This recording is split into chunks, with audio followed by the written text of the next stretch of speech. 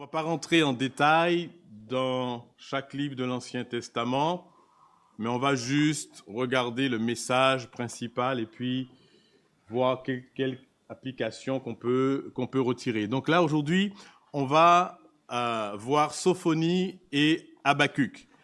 La semaine prochaine, il faudra voir en une seule fois, je crois que c'est Jérémie. Donc ça va être un peu de la gymnastique. Mais bon, c'est comme cela, on essaie de faire en une fois, à chaque fois. Alors, Sophonie, Habakkuk, ça fait partie des petits prophètes. Alors, pourquoi on les appelle petits? C'est pas parce qu'ils n'avaient pas une grande taille ou parce qu'ils étaient moins importants que les autres, mais c'est parce que leurs écrits sont plus courts, plus petits. Donc, vous avez lu, j'espère que vous avez pu lire Sophonie et... qui c'est qui a pu lire? Les deux? C'est bien. Il faut. C'est pas long, vous avez vu, c'est pas long à lire. Ça paraît comme ça. Alors Sophonie, peut-être qu'on ne connaît pas beaucoup. Habakkuk un petit peu plus, mais peut-être Sophonie, on connaît un peu moins. Alors, attendez que j'arrive à un petit souci avec. Donc là, je vous ai mis un peu une fresque que j'ai trouvée dans mon logiciel d'études et ça parle bien sûr ça présente un peu une chronologie sur les prophètes et les rois. Alors c'est bien de pouvoir situer les choses voilà, dans le temps. Ça commence en haut avec le roi David, mais avant David, il y avait qui? Il y avait Saül, donc on est aux environs de l'an 1000 avant Jésus-Christ, et puis après Saül, il y a eu Salomon, d'accord? Et puis après Salomon, eh bien, le royaume a été divisé, si vous voulez, le pays a été divisé en deux parties avec deux royaumes. Donc une même nation, mais deux royaumes, le royaume du Nord et le royaume du Sud. C'est pour ça que vous voyez ce trait écrit ici, Juda, Israël, et puis ensuite ça continue avec Juda et Israël. Alors, si on veut regarder Sophonie, est-ce que vous l'avez trouvé? Donc, Sophonie, c'est royaume de Juda. Donc, donc Juda, il faut regarder en bas. Et si vous regardez... Alors, je ne sais pas si j'ai... ça marche, ça? Ici, non. C'est de l'autre sens? Non, ça ne va pas. Peut-être ici. C'est pas grave. Donc, si vous regardez la dernière colonne ici, le premier nom écrit Zéphania, c'est ça? Vous le voyez? Ça c'est Sophonie. Et puis, à côté, bon, vous avez en dessous, merci. Vous avez en dessous, ici, Jérémie, Nahum, et puis, hop, c'est bon. Oh, ouais. Non, je pensais qu'il y avait le laser. Ouais. C'est celui-là. Ah, voilà, ici. Merci beaucoup. Donc ici, vous avez Sophonie, d'accord? Et puis ici, Habakkuk. Donc Sophonie, vous voyez, entre 630 et 620 avant Jésus-Christ. Et puis un peu plus tard, on a ici le prophète Habakkuk. Alors vous pouvez voir que Sophonie a exercé son ministère pendant le règne du roi, qu'est-ce qui est écrit là? Josias. En français, Josias. Et puis, Habakkuk, c'est un peu avec le fils Joachim, qui était le fils de Josias. Alors, si on considère Sophonie, ici premièrement, son nom, ça veut dire, je pense, l'Éternel, c'est votre papier, l'Éternel a caché, ou l'Éternel a gardé. Donc lui, quand on lit le début, il fait dater sa prophétie de l'époque de Josias. Donc c'est pour ça qu'on arrive un petit peu à le situer. Et Josias a été roi de Juda de 640 à 609 avant Jésus-Christ. Donc c'était un bon roi. Vous voyez, peut-être que quand il y a eu le schisme là ici, quand il y a eu la division ici avec le royaume d'Israël et le royaume de Juda, eh bien tous les rois du royaume du Nord ont été des mauvais rois. D'accord? Par contre, quand il y a eu ici en Juda, ici, eh bien, il y avait des bons rois et puis d'autres qui étaient mauvais. D'accord? Donc, par exemple, Josias était un bon roi, d'accord? Mais son fils, Joachim, il a fait ce qui était mal aux yeux de l'Éternel. Par contre, si vous prenez dans le royaume du Nord, donc tous étaient des rois qui étaient on pourrait dire des mauvais rois. Donc, Sophonie, lui, il est contemporain de Jérémie. Et puis, on pense, d'après le verset 1, parce qu'il fait remonter sa généalogie jusqu'à Ézéchias, si vous lisez dans le verset 1 de Sophonie, eh bien qu'il était aussi peut-être un arrière-petit-fils du roi Ézéchias. Donc, il parle dans le chapitre 2 de Ninive, un petit peu, de la chute de Ninive. Il prédit la chute de Ninive. La chute de Ninive ayant lieu en 612, donc on suppose qu'il a exercé son ministère, bien sûr, avant cette période-là, donc entre 630, 620, par là, c'est pas forcément très, très précis. Alors, qu'est-ce qu'on peut dire d'abord, peut-être pour situer tout ça, sur le plan géopolitique, à cette époque, je vous ai dit, depuis 931, là, ici, on est en 931, il y a deux royaumes, 10 tribus dans le nord, 2 tribus dans le sud, avec Juda et Benjamin. La capitale de la tribu du royaume du sud, c'est quoi? Vous vous rappelez? C'est Jérusalem, et la capitale du royaume du nord, c'est devenu après la Samarie. C'est devenu la Samarie. Alors, à cette époque, si vous voulez, à l'époque où, si vous voulez, se situe tout cela, si on prend depuis les années 700, 750, 720, eh bien, c'est les Assyriens qui dominent vraiment toute la région. D'accord? Et puis, et au 8e siècle, alors, je vais peut-être mettre l'image d'après ici, je crois qu'il est, je pense. Voilà, ici, ce que vous avez en grisé ici, un petit peu, c'est toute la domination assyrienne. D'accord? Donc, les Assyriens, avec Ninive ici comme capitale, eh bien, règnent sur, d'une main de fer, on pourrait dire, sur la région. Et donc, au 8e siècle, ils détruisent en 722 tout le royaume du Nord, et ils emmènent tout le peuple en captivité. Ils disséminent le peuple un peu dans les différentes régions de l'Empire assyrien. Ça passe en 722. Donc, on est où est-ce que je suis là? On est ici, d'accord? Donc, vous voyez qu'à partir de 720-722, il n'y a plus de royaume du Nord, parce qu'il a été complètement détruit, disséminé, déporté par les Assyriens. Par contre, le royaume du Sud, Juda, va encore durer, peut-être plus de 100 ans encore après la déportation du royaume du Nord. Donc le royaume du Sud, il est épargné, si vous voulez, mais il y a eu quand même beaucoup de tentatives de la part des Assyriens. Quand vous lisez, par exemple, Ésaïe, chapitre 38, vous voyez des tentatives de Sanchérib qui essaye de dominer sur Juda avec le roi Ézéchias.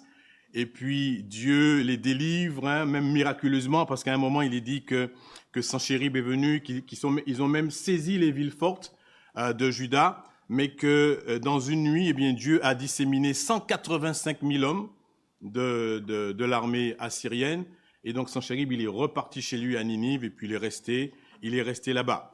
Et puis entre-temps, bien sûr, eh bien vous savez, dans ces zones-là, il y avait des combats, pour avoir l'hégémonie sur la région. Et donc, la Babylone aussi était souvent en guerre avec les Assyriens. Et à l'époque où Sophonie exerce son ministère, eh bien, c'est Babylone qui est maître de la région. Le royaume de Juda, il était un peu tranquille, mais bon, le royaume d'Assyrie s'est affaibli, et puis eh bien, c'est Babylone qui a pris le dessus. Donc, en 609, ici, donc 609, donc là, on a ici, ça c'est un peu vers la fin du règne du roi Josias. Eh bien, le roi d'Égypte, ici qui s'appelait Nécho, eh bien, il va se battre contre l'empire babylonien. Et puis, eh bien, la Bible dit que Josias, il est monté un peu à la rencontre du roi d'Égypte pour le combattre. Et puis, bien sûr, il a été battu et il est tué dans la bataille. Et donc, il termine ici son règne en 609 d'une manière assez étrange, alors qu'il a été un bon roi qui a fait des réformes spirituelles, de bonnes réformes spirituelles dans le pays. Donc, vous pouvez trouver cela, bien sûr, si vous lisez d'autres textes dans les chroniques, dans les livres des rois. Donc, quand il meurt, le roi d'Égypte met à sa place son fils, d'accord, qui s'appelle Eliakim, mais le roi Nécho change son nom en Joachim.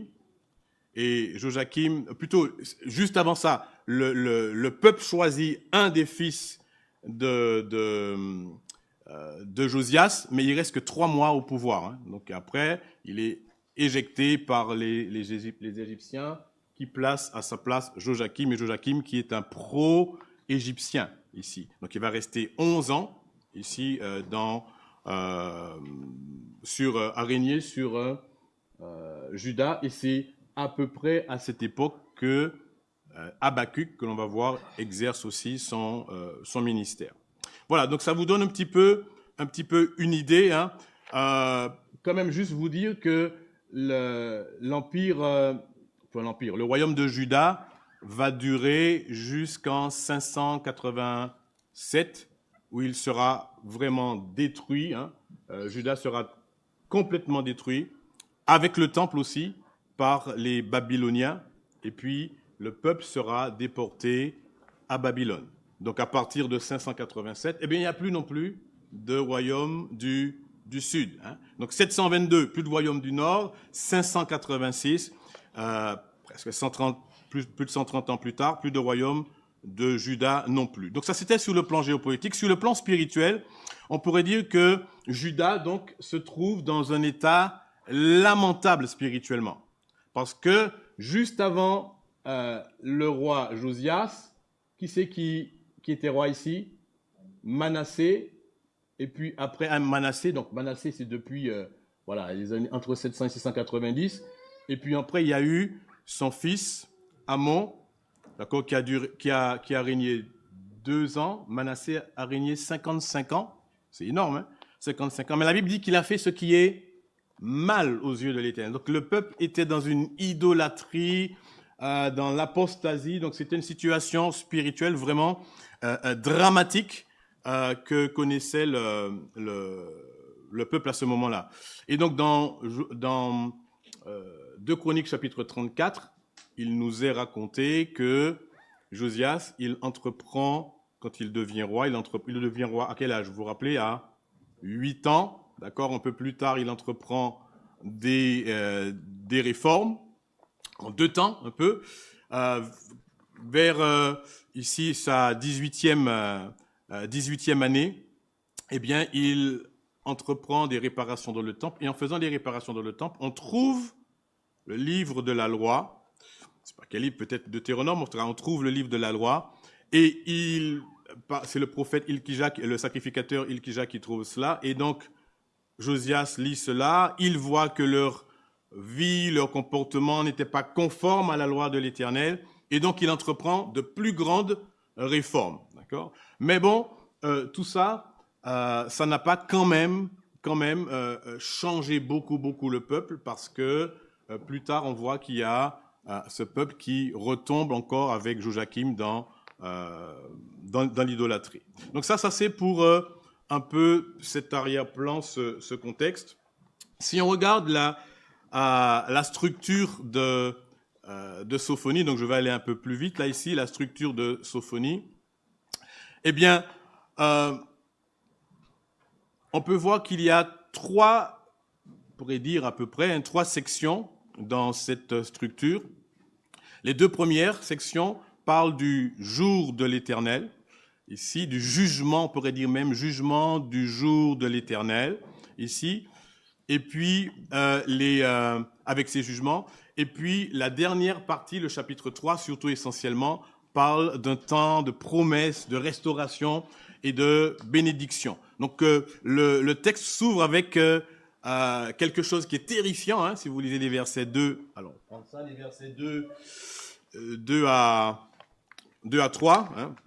Donc, Sophonie. Je vais faire ça ici, pardon.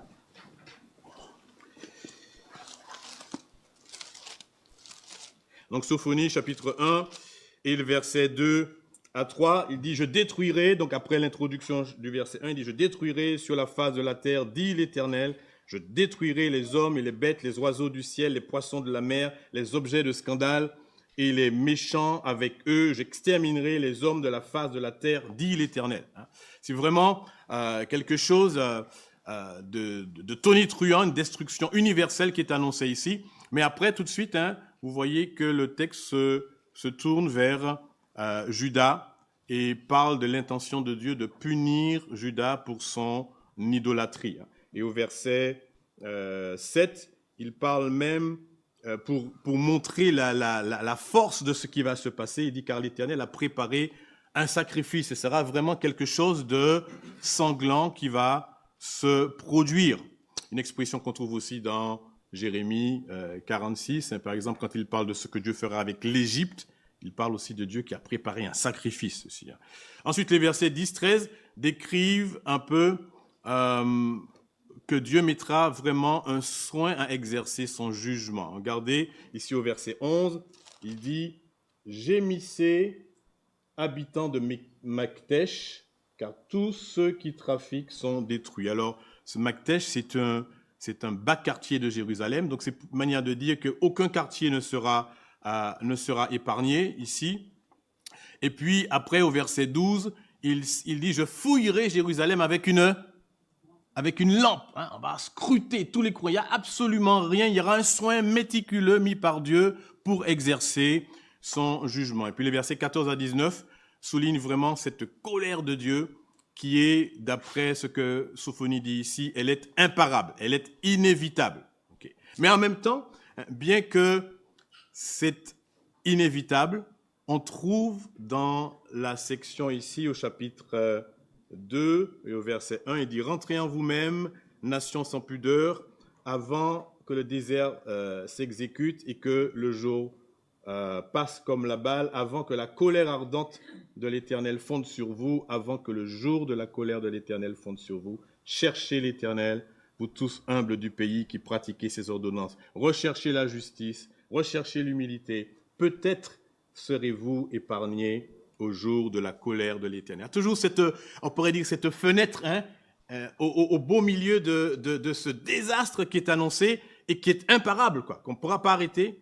Il y a cette petite fenêtre de miséricorde, de grâce que Dieu accorde, et donc cet appel, on pourrait dire, à la repentance. Et puis la deuxième section de cette prophétie, donc les versets 2, chapitre 2, verset 4 jusqu'à chapitre 3, verset 8, eh bien c'est un ensemble de jugements prononcés sur les nations et aussi sur Juda, donc particulièrement sur les nations voisines, la Philistie, Moab, Ammon, l'Éthiopie, la Syrie.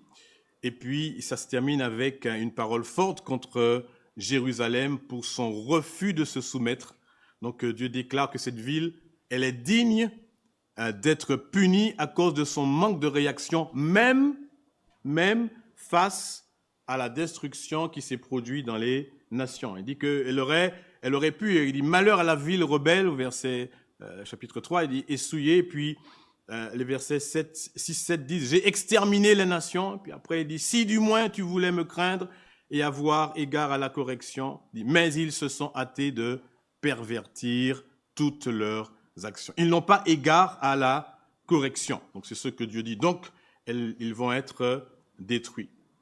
Okay, mais encore au beau milieu de cela, au chapitre 2, on a déjà dit, on l'a fait remarquer tout à l'heure au début, mais au verset 7, il dit « Ces côtes seront pour les restes et la maison de Juda. C'est là qu'ils paîtront, ils reposeront le soir dans les maisons d'Ascalon, car l'Éternel, leur Dieu, ne les oubliera pas. » Et puis au verset 11, il dit « L'Éternel sera terrible contre eux, car il supprimera tous les dieux de la terre. Chacun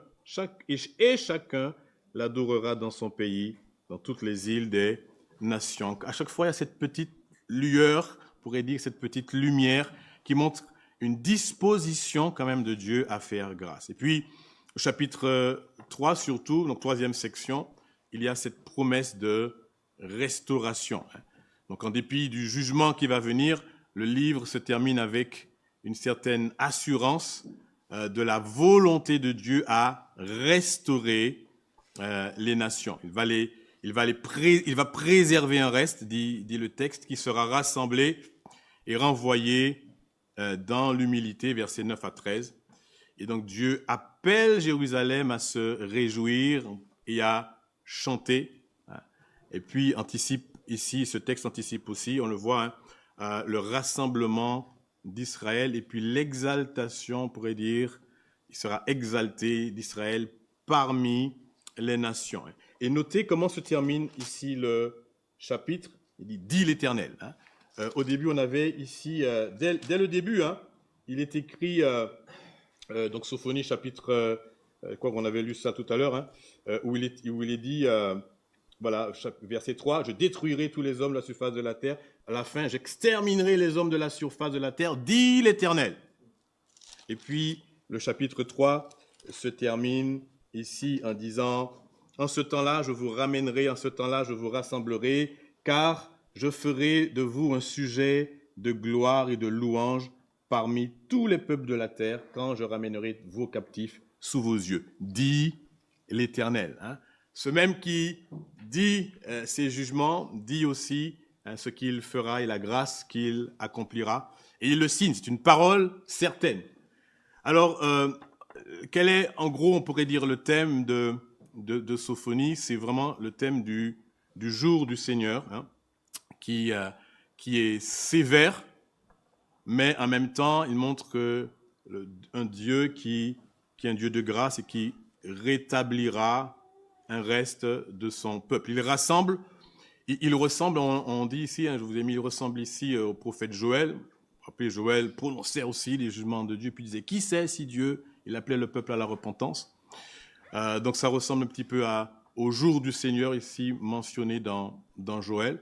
Mais ici, Sophonie, voilà, c'est vraiment très très fort, son insistance sur ce jour qui vient, ce jour où Dieu va exercer sa colère à peu près 18 fois.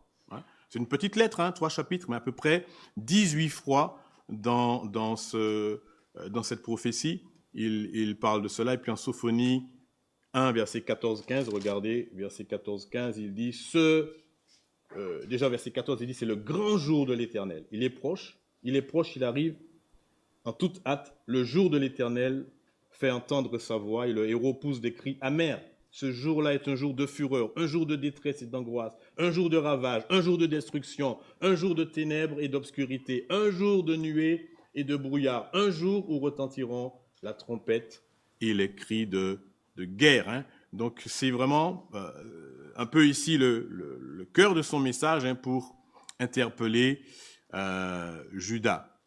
Alors, qu'est-ce qu'on peut dire? Sophonie, donc il présente quand même ce jour du Seigneur comme un événement imparable, mais en même temps, il garde l'espoir ici que les individus pourront être personnellement préservés de sa destruction. Et donc, c'est pour cela, on a lu tout à l'heure déjà au verset 2, 3, il dit « Cherchez le Seigneur, vous tous les humbles de la terre qui avez accompli ses ordonnances. Cherchez la justice, recherchez l'humilité. Peut-être serez-vous cachés au jour de sa colère. » Ici. Et il y a un commentateur qui fait remarquer que ce peut-être est un avertissement pour l'impie, à ne pas chercher à manipuler Dieu. Dieu n'est pas manipulable. Ici, il dit que sa grâce ne doit pas être considérée toujours comme acquise. Elle doit pas être dépréciée ni banalisée. Donc l'expression peut-être, il dit ceci, ça protège la souveraineté de Dieu, son choix de pardonner ou non dans tous les cas. Un peu comme disait aussi, je crois que c'est Joël qui dit, il dit, cherchez l'Éternel, qui sait si l'Éternel ne fera pas. Ça veut dire qu'il n'y a pas de certitude. Ce que Dieu demande ici, c'est que l'on se repente. Il ne faut pas croire que la grâce est quelque chose d'acquise et qu'on a droit à à la grâce de Dieu. Donc, la prophétie, elle est annoncée au peuple pour que le peuple se repente, même si Sophonie montre que c'est imparable. Mais en même temps, le peuple ne doit pas se dire, après tout, Dieu est un Dieu de grâce, il nous fera grâce, il est bon, et qu'ils peuvent continuer à vivre comme ils ont toujours vécu.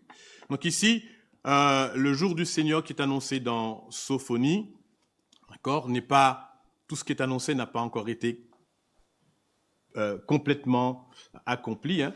Et on sait qu'il y a un jour, hein, du Seigneur qui vient, on en parle, le Nouveau Testament aussi en parle, hein, ce jour du Seigneur qui vient, l'apôtre Pierre en parle, hein, et donc il dit combien notre, c'était ça parce que dans 2 Pierre il dit, donc combien notre conduite doit être sainte et pure, sachant que le jour du Seigneur vient et qu'il viendra avec fracas. C'est un peu le même message ici que le message de Sophonie. Donc ce que Sophonie a annoncé est arrivé jusqu'à un certain point avec les destructions qu'il y a eu dans le peuple, mais cela vise encore plus loin, comme on le voit au chapitre 3, ce temps de rétablissement aussi qui vient, et donc ce jugement, ce jour du Seigneur qui vient, qui sera aussi terrible.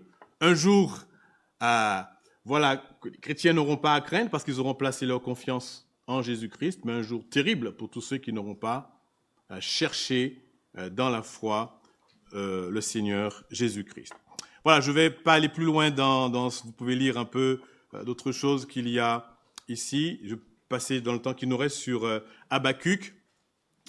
Donc Habakkuk, vous connaissez peut-être un petit peu plus, hein.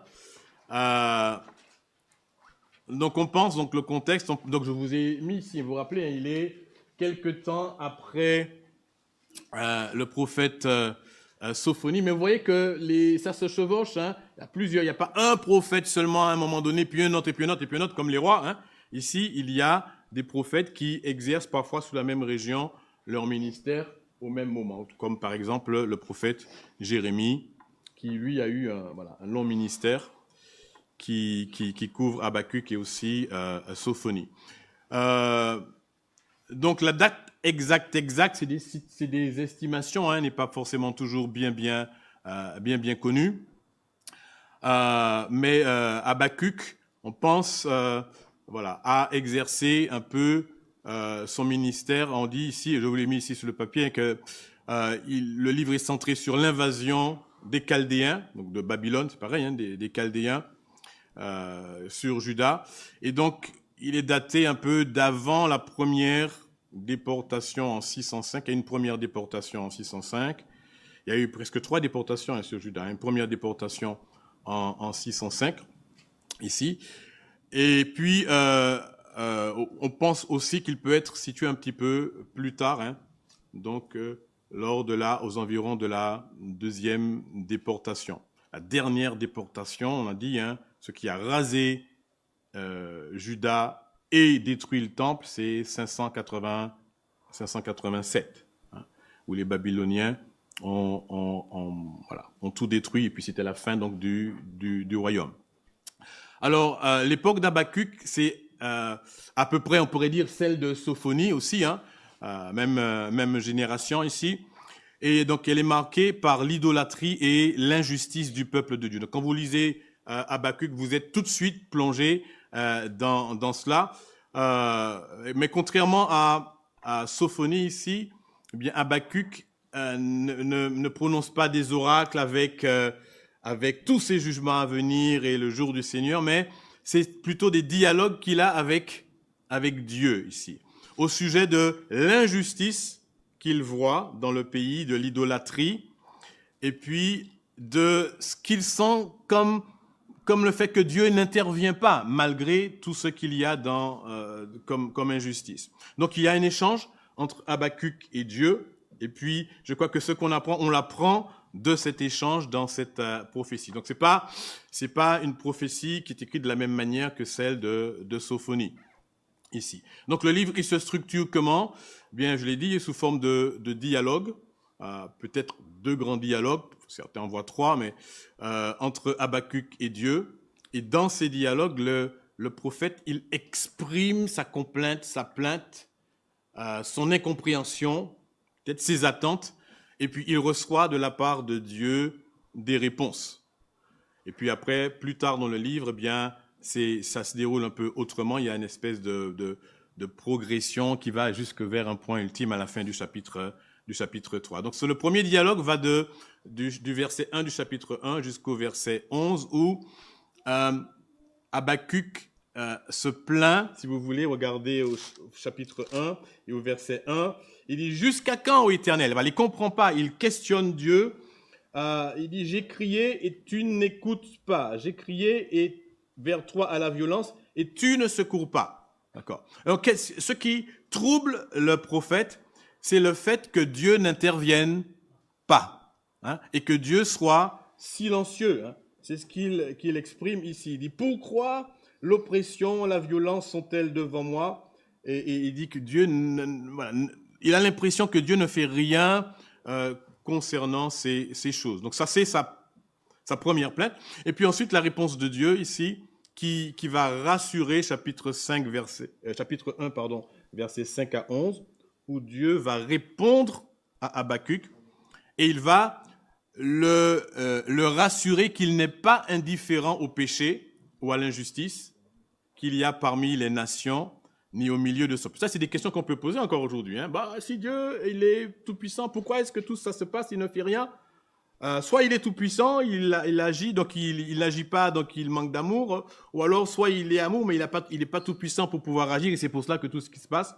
C'est un petit peu la même chose. Mais Dieu répond, attention, il n'est pas indifférent, surtout pas, et il voit l'injustice qui existe parmi les nations, et qu'il interviendra certainement. C'est ça qu'il souligne ici. Il interviendra certainement. Il dit même, verset 5-6, « Soyez saisis d'étonnement et d'épouvante, car je vais vous faire en vos jours une œuvre que vous ne croiriez pas si on la racontait. Voici, je vais susciter des Chaldéens, peuple furibond et impétueux. » Donc c'est babylonien, ici, il dit.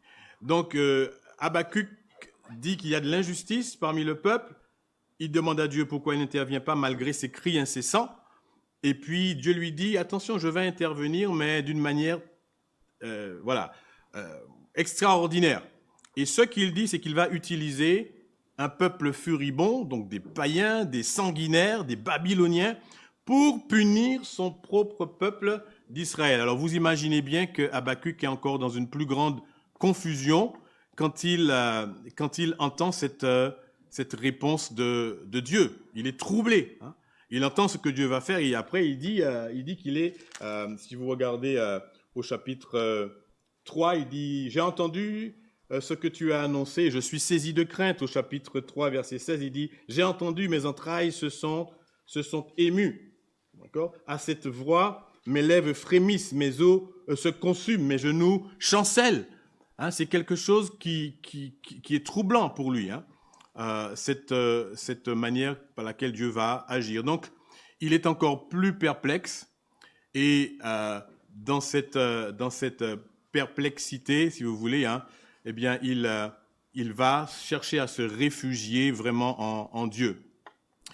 Donc, il dit ici, donc le deuxième dialogue, hein, chapitre 1, verset 12, jusqu'à chapitre 2, au verset 20, il dit, étant donné, c'est comme s'il disait à Dieu, étant donné ta sainteté, comment peux-tu utiliser des gens aussi méchants et idolâtres pour punir ton peuple? Tu utilises des gens qui sont pires pour punir ceux qui sont moins pires, si on ose dire ici.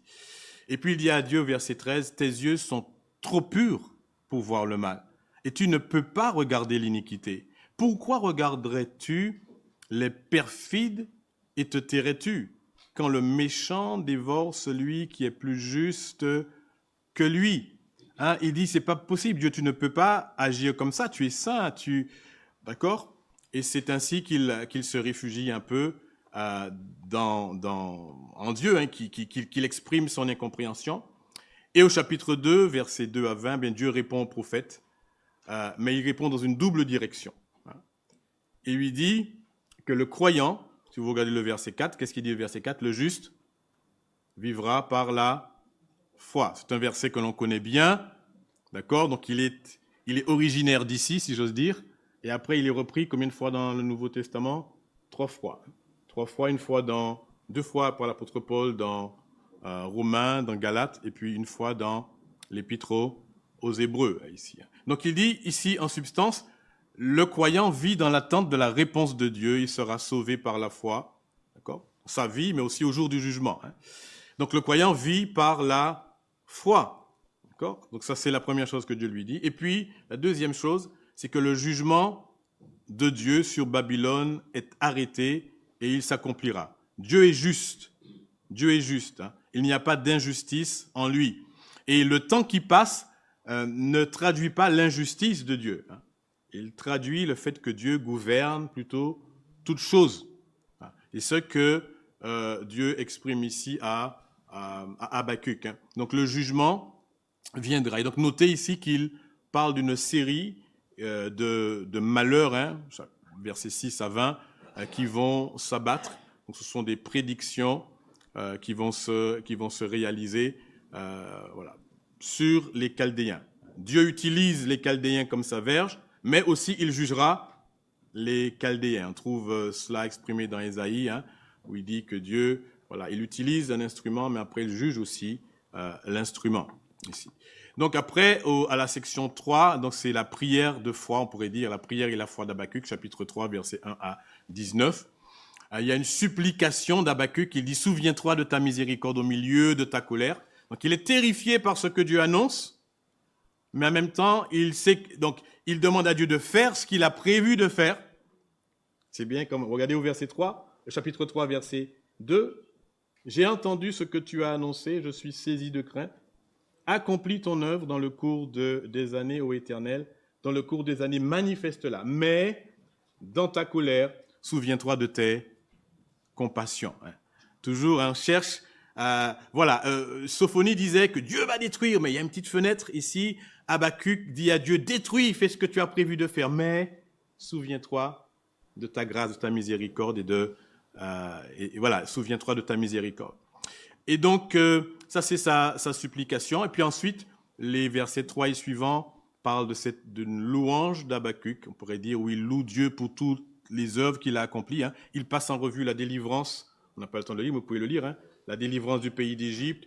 Il parle de Josué, un peu de l'épisode avec Josué, tout cela. Il parle de toutes les œuvres que Dieu a accomplies et cela le remplit de joie. Et puis, le passage termine par une résolution joyeuse d'Habakkuk, versets 16 à 19. On va le lire parce que c'est trop beau. Il dit « J'ai entendu et mes entrailles se sont émues à cette voix, mes lèvres frémissent, mes os se consument, mes genoux chancelle. En silence, je dois attendre le jour de la détresse, le jour où l'oppresseur marchera contre le peuple. » Il est figé, il doit attendre cela, c'est terrible ce qui va venir. Il dit, car le figuier ne fleurira pas, la vigne ne produira pas de fruits, l'olivier manquera, le fruit de l'olivier manquera, les champs ne donneront pas de nourriture, les brebis disparaîtront des pâturages, et il n'y aura plus de bœufs dans les étables. Toutefois, je veux me réjouir en l'Éternel, je veux me réjouir dans le Dieu de mon salut. L'Éternel, le Seigneur, est ma force. Il rend mes pieds semblables à ceux des biches. Il me fait marcher dans mes lieux élevés, au chef des chantres avec instruments à cordes. On pose la question, quelle circonstance a changé? Aucune. Simplement, Habakkuk, il a considéré les œuvres de Dieu, il a entendu, il a compris que Dieu est souverain, qu'il règne en souverain sur toutes choses, qu'il a son timing et que le juste, il doit placer sa foi dans Dieu, dans tout ce qu'il est. Et cela le remplit de joie. Au milieu même de la dévastation à venir, il peut louer Dieu et exprimer sa joie. Si vous voulez, je me sens un peu comme ça, il fait le choix de la résolution de se réjouir plutôt que de se résigner un peu dans la protestation. Alors, rapidement, thèmes et applications. Peut-être deux choses essentielles qu'on pourrait retirer. Il y a plein d'applications qu'on pourrait faire, mais deux grandes applications. C'est que Dieu jugera les méchants. D'accord? Le langage qui décrit la colère de Dieu sur Babylone vraiment est très explicite à ce sujet. Et il montre que Dieu n'oublie pas, Dieu voit toutes choses. Dieu n'est pas en train d'essayer de trouver à chaque fois une solution rapide à un problème qui se passe sur la terre. D'accord? Non, ce qui se passe dans l'histoire, c'est son dessein, c'est tout. Il contrôle ces choses, il est le maître souverain. Il n'est pas le pompier qui va venir éteindre les feux à droite et à gauche, pas du tout. Il fait l'histoire. La grande histoire, c'est l'histoire de Dieu. C'est ce que Dieu enseigne ici à Habakkuk. Et donc, il y a un temps, les choses viendront à leur terme, attends-là, etc. Il marque vraiment cela. Et puis, deuxième grande application, c'est que le peuple de Dieu doit faire confiance au caractère de Dieu lorsqu'il ne comprend pas les voies de Dieu. Il doit faire confiance à Dieu et vivre dans la foi ici. Hein. Et donc, c'est ce qu'a fait Habakkuk. Hein. Quelqu'un a dit, lorsque la théologie d'Habakkuk et son expérience ne semblaient pas correspondre, eh bien, Habakkuk a dû suivre sa théologie. Hein. J'aime bien cela. Hein. Il dit, voilà, parfois ce que l'on sait de Dieu, parfois ça ne correspond pas avec ce que l'on voit, ce que l'on ressent, ce que l'on interprète autour de nous. Il dit, eh bien, il faut faire confiance à la théologie, à ce que Dieu est dans son caractère, dans sa personne ici. Et puis, cela montre vraiment que la foi est d'une extrême importance, pas seulement pour la justification, mais aussi pour la vie. La Bible, le texte dit que le juste vivra par la foi. Et je vous ai mis à la fin, cela ici, 2 citations, une de John Owen qui parle du rôle de la foi depuis le commencement du monde. Il dit « La foi seule a été l'unique principe adopté dans l'Église pour vivre selon Dieu, obtenir les promesses, hériter de la vie éternelle. Et elle le sera jusqu'à la consommation de toutes choses. La vie spirituelle s'obtient par la foi, tout comme la victoire, la persévérance et le salut. » Et puis, Spurgeon disait ceci, « L'homme qui a la foi en Dieu est juste, parce qu'on est justifié par la foi en Dieu, mais l'homme qui est juste, il a la foi en Dieu. Il continue à exercer la foi en Dieu. » Donc il y a une foi, d'accord, qu'il faut pour être justifié, mais celui qui est justifié continue à exercer la foi en Dieu. Voilà, que le Seigneur bénisse sa parole. Hein. On a essayé de faire rapidement, mais prenez le temps de relire, peut-être de passer plus de temps à méditer un peu ces choses, à vous arrêter.